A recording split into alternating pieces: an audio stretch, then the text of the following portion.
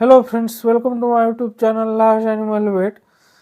सिर्फ ठंडी के महीने में ही नहीं, जब गर्मियां शुरू हो जाती है तब भी पशु स्ट्रेस में आ जाते हैं, क्योंकि जब इन्वायरमेंटल चेंज अचानक से हो जाता है, अचानक से धूप बढ़ने लगती है, यानी कि जब इन्वायरमेंटल टेम्परेचर हाई हो जाता है, या फिर अचानक से जो इन्वायरमेंटल टेम्परेचर है वो लो होने लगता है, यानी कि सर्दी का मौसम होता है। तो ऐसे सिचुएशन में पशु को उस इन्वायरमेंट के अनुसार खुद को ढालने के लिए थोड़ा समय चाहिए होता है। वो अचानक से उस इन्वायरमेंटल चेंज को एक्सेप्ट नहीं कर सकते।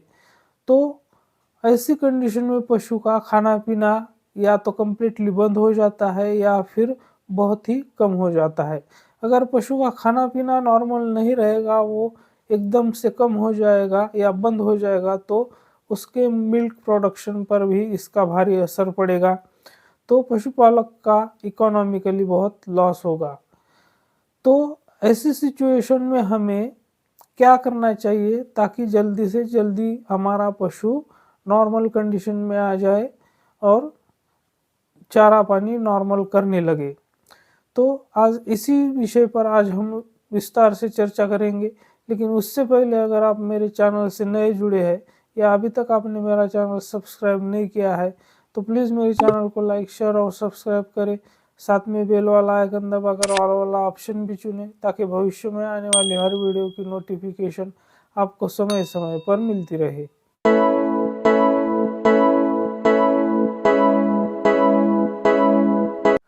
जब सर्दियों के दिनों में स्ट्रेस की वजह से आपका पशु खाना नहीं खा रहा है, तो ऐसे में आपको क्या करना है? तो सबसे पहले तो आपको इस बात का ध्यान रखना है कि कोल्ड स्ट्रेस की वजह से या सर्दियों की वजह से आपके पशु में स्ट्रेस में आ गया है और उसी की वजह से खाना नहीं खा रहा है, या फिर उसको कोई बीमारी हुई है उसकी वजह से खाना नहीं खा रहा है, तो सबसे पहले आपको इन दोनों में फ़र्क करना सीखना होगा।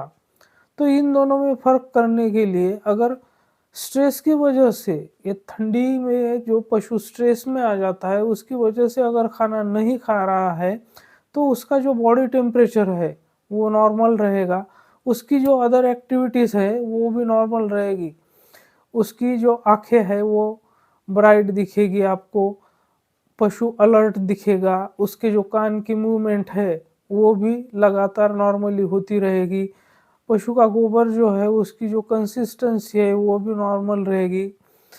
तो जनरली ये इंडिकेट करता है कि पशु को कोई बीमारी नहीं है, पशु आपका बीमार नहीं है। लेकिन अगर बीमारी की वजह से उसने खाना पीना बंद कर दिया है, तो वहाँ पर आपको आपके पशु का जो टेम्परेचर है उसमें चेंजेस मिलेंगे, टेम्परेचर बढ़ जाएगा, उसके स्किन की जो शाइनिंग है वो ख़त्म हो जाएगी, यानी कि बाल, उसके स्किन के ऊपर जो बाल होते हैं वो खड़े हो जाएंगे, यानी कि जो स्किन है वो खुरदरी दिखने लगेगी, वो शाइनी नहीं दिखेगी। उसके गोबर की कंसिस्टेंसी में भी आपको चेंजेस दिखने को मिलेंगे। उसके जो आँखें हैं तो वो आपको ब्राइट नहीं दिखेगी, मतलब कि उसकी आँखों से हो सकता है कि लैक्रिमेशन होना शुरू हो जाएगा, पानी आने लगेगा। तो ऐसी सिचुएशन में आप 2 कंडीशन में आसानी से फ़र्क लग कर सकते हैं कि आपका पशु जो है वो ठंडी में स्ट्रेस की वजह से नहीं खा रहा है, या फिर किसी इन्फेक्शियस ओरिजिन की वजह से या किसी डिसीज़ कंडीशन की वजह से नहीं खा रहा है। ये आपको वहाँ से ही समझ में आ जाएगा। तो जब आपके पशु के सारे पैरामीटर्स नॉर्मल है, यानी कि उसके रुमेन की गति ठीक है, उसकी आँखें भी ठीक है, कोई लैक्रिमेशन नहीं हो रहा, मतलब आँख से पानी नहीं आ रहा है, उसके गोबर की कंसिस्टेंसी जो है उसमें कोई चेंज नहीं हुआ है, गोबर नॉर्मल कर रहा है, तो ऐसी कंडीशन में आपको क्या करना है?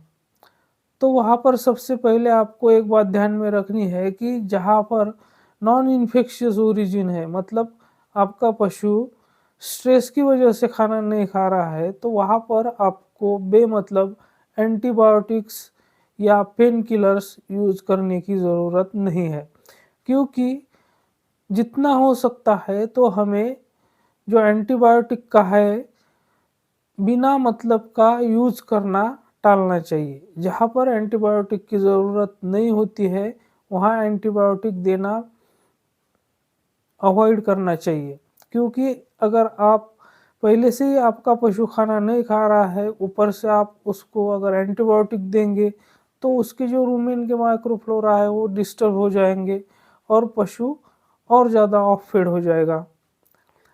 तो इसीलिए जब इन्फेक्शियस ओरिजिन है, तभी आपको वहाँ पर जो non steroid anti inflammatory drugs की बोलस आती है, जैसे कि मेलोनेक्स वगैरह जो भी मिलती है मार्केट में, या फिर जो भी एंटीबायोटिक है, तो वो सिर्फ इन्फेक्शियस ओरिजिन में ही आपको देना है। जहाँ पर आपके पशु का जो बॉडी टेम्परेचर है, शरीर का तापमान है, वो अगर बढ़ चुका है, तो वही सिर्फ आपको non steroid anti inflammatory drug और एंटीबायोटिक का यूज़ करना है। अन्यथा आपको एंटीबायोटिक और non steroid anti inflammatory drug बिल्कुल भी नहीं देना है। इस बात का आपको ध्यान रखना है, क्योंकि हमें पशु को जल्दी से जल्दी नॉर्मल एपेटाइट पे लाना है, उसको और ज़्यादा ऑफ फीड नहीं करना है। तो ऐसी सिचुएशन में अगर हम उसको एंटीबायोटिक और non steroid anti inflammatory drug इसीलिए हमें नहीं देना है, तो फिर क्या देना है? तो सबसे पहले हमें ऐसी कंडीशन में पशु को तो सबसे पहले हमें ऐसी स्थिति में पशु को, ये जो आप मेरे हाथ में देख रहे हैं, यूनिकूल लिक्विड, जो कि एक इम्यूनिटी बूस्टर है। और अगर आपका पशु 2-3 दिन से ऑफ फीड है, चारा पानी नहीं कर रहा है, तो उसको ये इंस्टेंट एनर्जी देगा, साथ में इम्यूनिटी बढ़ाने का भी काम करेगा। तो इसको हमें अपने पशु को 100 ml देना है। तो आप इसे पानी में मिलाकर भी दे सकते हैं यह, या फिर डायरेक्ट ओरली पिला भी सकते हैं। तो अगर बड़ा पशु है तो इसको 100 ml आप देंगे, तो पशु उसकी इम्यूनिटी भी बढ़ जाएगी और साथ ही साथ में उसको इंस्टेंट एनर्जी भी मिल जाएगी। जब इन्वायरमेंटल चेंजेस होते हैं, यानी कि अचानक से इन्वायरमेंट में चेंज हो जाता है, कि तो पशु के मेटाबॉलिज्म में भी बदलाव आता है। तो ऐसी स्थिति में हमें उसको जो डाइजेस्टिव एंजाइम्स आते हैं, जैसे कि आप मेरे हाथ में ये देख रहे हैं एस्लोजाइम नाम से, जो कि न्यू अल्टर कंपनी का है, तो इसको भी हमें पशु को देना है, ताकि पशु हमारा जल्दी से जल्दी रिकवर हो जाए। तो ये उसकी जो पाचन शक्ति होती है, जिसे हम डाइजेशन बोलते हैं, तो उसको बहुत ही जल्दी ये सुधारने में मदद करता है। तो मैं आपको ये उदाहरण के तौर पर बता रहा हूँ एस्लोजाइम, लेकिन मार्केट में बहुत सारे ऐसे प्रिपरेशंस अवेलेबल है। तो आपको जो अवेलेबल होगा, या फिर आपको जिसके रिज़ल्ट अच्छे लगते हैं, तो आप वो यूज़ कर सकते हैं। तो इसको हमें बड़े पशु में 50 से 100 ml हम दिन में एक बार दे सकते हैं, और अगर छोटे पशु है तो 20 से 25 ml हम इसको दिन में एक बार दे सकते हैं। और अब तीसरा काम हमें जो करना है, तो वो ये है कि हमारे पशु को लिवर टॉनिक हमें अवश्य देना है। अगर हम लिवर टॉनिक देंगे तो उसकी कंडीशन में बहुत जल्दी सुधार होगा। तो लिवर टॉनिक भी हम 50 ml शाम को, 50 ml सुबह को, ऐसे 2 टाइम दिन में 50-50 ml दे सकते हैं। जैसे कि आप मेरे हाथ में ये ल्यूरे देख रहे हैं, ये यूनिरे कंपनी का है। तो इसकी जगह आप दूसरा कोई भी लिवर टॉनिक अच्छा सा यूज़ कर सकते हैं। ऐसा नहीं है कि मैंने जो दवाइयों के नाम बताए, जो यूनिक्यूल है, एस्लोजाइम है, या ल्यूरे लिवर टॉनिक है, तो यही दवाएं आपको देनी है, ऐसा नहीं है। आपको जो अच्छी कंपनी की, अच्छी ब्रांड की दवा अवेलेबल है अगर आपके पास, तो आप उसे प्रेफ़र कर सकते हैं। जैसे कि मैंने जो डाइजेस्टिव एंजाइम आपको दिखाया था अस्लोज़ाइम, तो उसकी जगह आप रिफिट एनिमल का ज़ाइमोवेट नाम का जो प्रिपरेशन आता है, जो कि आप स्क्रीन पर देख रहे हैं, तो वो भी दे सकते हैं, उसके भी बहुत ही शानदार रिज़ल्ट है। उसके साथ ही जो मैंने आपको लिवर टॉनिक दिखाया था, लिवरे, तो उसकी जगह आप जो रिफिट का ही आता है रिवल्यू, तो उसके भी बहुत शानदार रिज़ल्ट है। तो वो आपको 500 एमएल से लेकर 1 लीटर, 2 लीटर, 5 लीटर, 10 लीटर और 20 लीटर के प्रिपरेशन तक भी अवेलेबल है।